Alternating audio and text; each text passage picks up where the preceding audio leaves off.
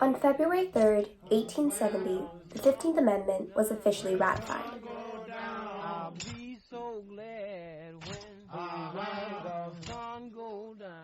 The law granted African American men the right to vote, something that had previously been denied due to their categorization as slaves rather than citizens.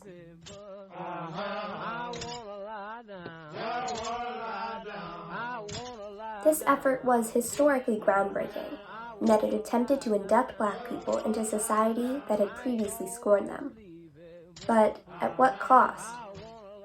The amendment weakened the connection between abolitionists and suffragists, excluded women of color, and was useless to the majority of Black men.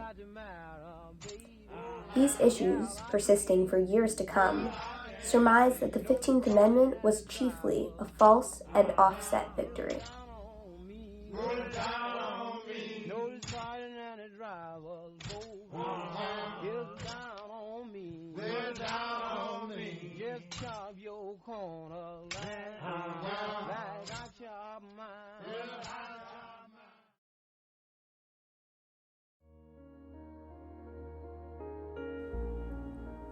Since the early days of the women's rights movement, suffragists and abolitionists formed an alliance.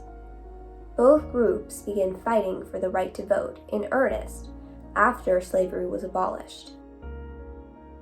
That those early feminists through the mid-19th century are really working for women's rights as well as Black rights together. Many individual women put their support for abolition, and later the Black vote, into writing through essays. For example, Angelina and Sarah Moore Grimke, who are considered the only white Southern women to have become abolitionists, wrote entire novels against slavery and in favor of the Black vote. Eventually, suffragists and abolitionists united their respective movements with official organizations, like the American Equal Rights Association. Unfortunately, the relationship soon soured.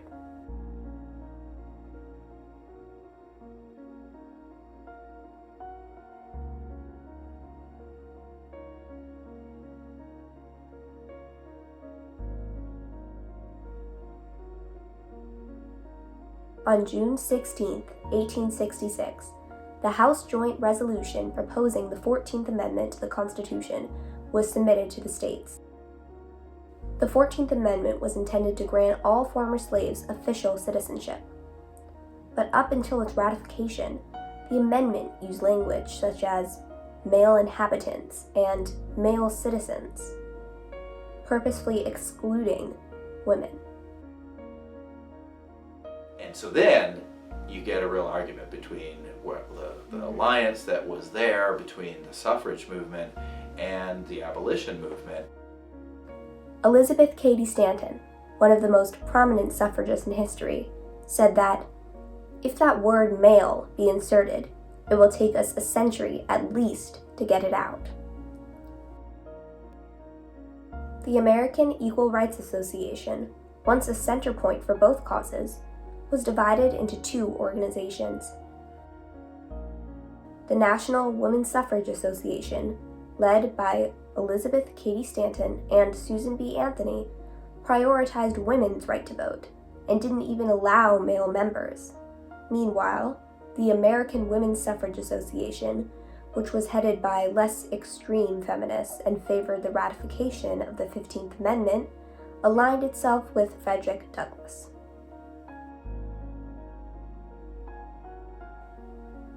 The difference of opinion was irreconcilable. With the passage of the 15th Amendment, the connection between suffragists and abolitionists essentially severed completely. As the two sides clashed, another group sat on the sidelines, unrecognized in the debate. Just like white women, African American women were instrumental in ending slavery. So, both Black and white women were very involved in the abolition movement. movement, both free black women, but also enslaved black women worked for abolition. But even after black women were freed, they were still relegated to the women's sphere.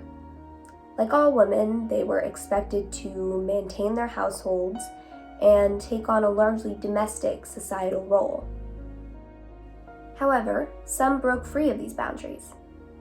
For example, the first documented American woman to speak publicly was Maria W. Stewart, a free African American woman in New England who gave at least 4 public lectures arguing against slavery between 1832 and 1833. But despite certain individual African American women being able to express their political views, there was still no large collective movement that advocated for their right to vote.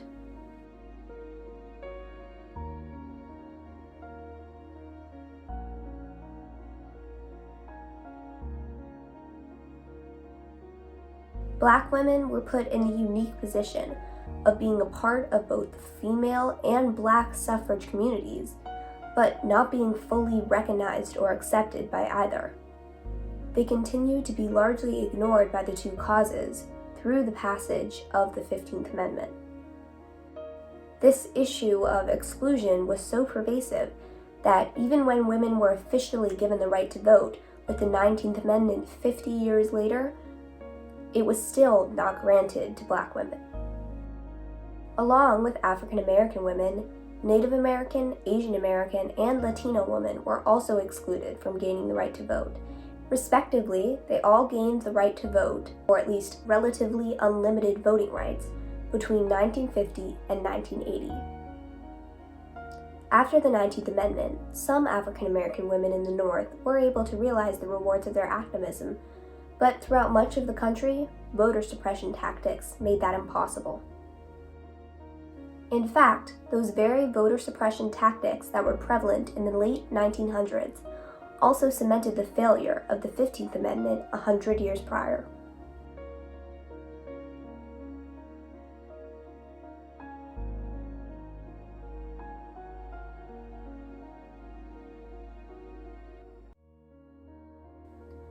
While the 15th Amendment was flawed, it still could have had a lasting impact in granting African American men the right to vote. One could argue that if the amendment at least accomplished that, it wouldn't be ineffective.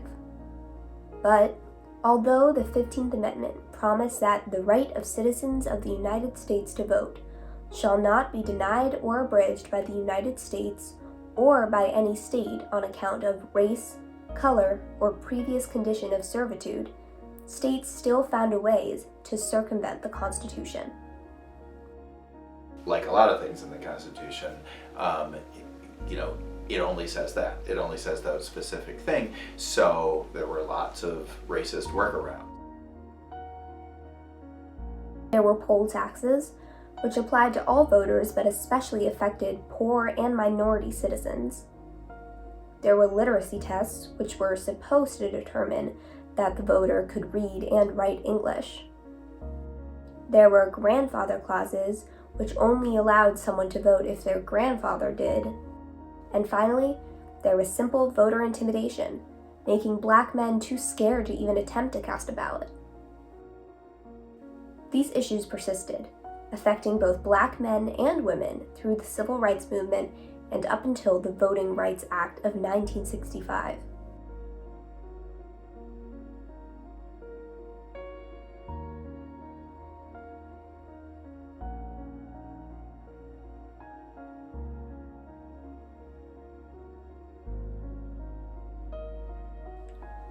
A Pyrrhic victory is defined as a success that comes at a great cost, perhaps making the ordeal to win not worth it, or even making it tantamount to defeat. The 15th Amendment was exactly that. What was supposed to be a diplomatic solution to the problems of the disenfranchised managed leaving many of them behind. The 15th Amendment may have put forth the first mention of unrestricted voting rights in the Constitution, but it in no way fulfilled that promise.